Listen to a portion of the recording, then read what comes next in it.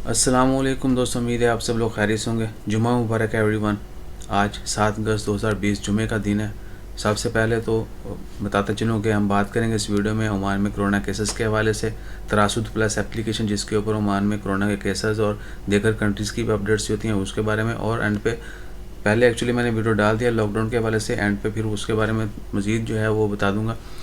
आज ओमान में 7 अगस्त को 354 जो है वो कोरोना के केस रिपोर्ट हुए। 289 जो है वो ओमानियों की तादाद है और 62 खारजियों की तादाद है। कोरोना केसेस की कुल तादाद जो है वो 81,067 है।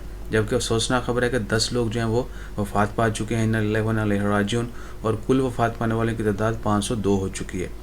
पिछले 24 घंटों में 1353 लोग जो हैं वो सेहतयाब हुए, जबकि कुल तादाद जो सेहतयाब होने वालों की है वो है 72,263, और 46 नए लोग जो हैं उनको हॉस्पिटल में एडमिट किया गया।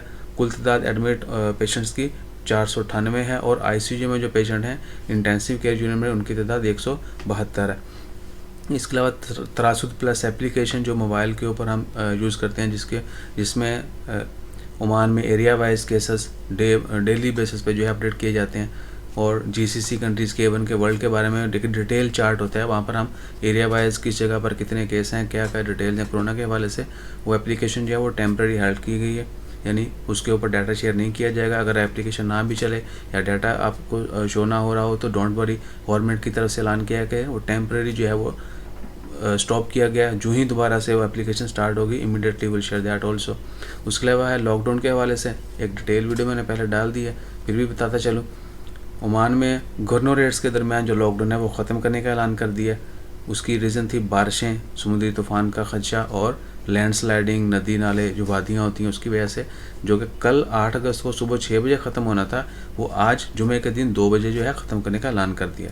सुप्रीम कोर्ट से ये फ़ैसला किया गया, मेरे ख्याल से बहुत अच्छा फ़ैसला है।